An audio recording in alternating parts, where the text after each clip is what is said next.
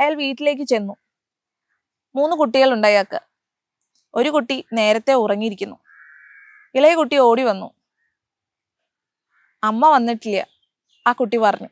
ഇവിടുന്ന് വണ്ടിയിൽ പോയ ആ ശരീരം നടന്നു വരുമെന്ന് ആ ചെറിയ കുട്ടി വിചാരിച്ചു. അവനെ തെറ്റു പറയാനാവില്ല. അവന് അത്രയും പ്രായം മാത്രമേ ഉള്ളൂ. ഒരു കുട്ടി ഉറങ്ങുകയാണ്. 2 കുട്ടികളോടായിട്ട് അയാൾ ചോദിച്ചു, നിങ്ങൾ എന്തെങ്കിലും കഴിച്ചോ? കുട്ടികൾ ഇല്ലാന്ന് മറുപടി പറഞ്ഞു. അയാൾ അടുക്കളയിലേക്ക് കയറി ചെന്നു. അവിടെ അവർക്ക് വേണ്ടി ഉണ്ടാക്കി വെച്ചിരുന്ന ഭക്ഷണങ്ങളൊക്കെ ഉണ്ടായിരുന്നു. ചപ്പാത്തി, ചോറ്, ഉരുളക്കിഴങ്ങ് കറി, ഉപ്പേരി, പിന്നെ കുട്ടികൾക്ക് വേണ്ടി ഇടയ്ക്കിടയ്ക്ക് ഉണ്ടാക്കാറുള്ള നെയ്പായസവും. മരണത്തിന്റെ സ്പർശം തട്ടിയ ഭക്ഷണങ്ങൾ. വേണ്ട, ഇവയൊന്നും നിങ്ങൾ കഴിക്കണ്ട, ഞാൻ നിങ്ങൾക്ക് വേറെ എന്തെങ്കിലും ഉണ്ടാക്കി തരാം.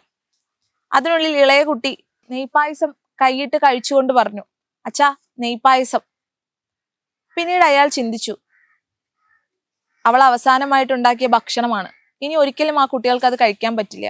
അവർ കഴിക്കട്ടെ. അവരാ ഭക്ഷണം കഴിച്ചു. ഒരമ്മയെ നഷ്ടപ്പെടുമ്പോൾ, ഒരു ഭാര്യയെ നഷ്ടപ്പെടുമ്പോൾ ഒരുപാട് വേദനകൾ ഉണ്ടാവുമെങ്കിലും അടുക്കളയിൽ ഭക്ഷണം ഉണ്ടാക്കാൻ ആളില്ല, അല്ലെങ്കിൽ കുട്ടികളെ കുളിപ്പിക്കാൻ ആളില്ല എന്നൊക്കെയുള്ള ഒരു കാര്യം ഒരു ഭർത്താവിന്റെ മനസ്സിലൂടെ ഓടി വരുന്നു. വേറെ ഒരു തരത്തിലും താൻ അവളെ സ്നേഹിച്ചിട്ടില്ല എന്നുള്ളൊരു ഓർമ്മയും കൂടി അയാളിലേക്ക് കടന്നു വരുന്നു.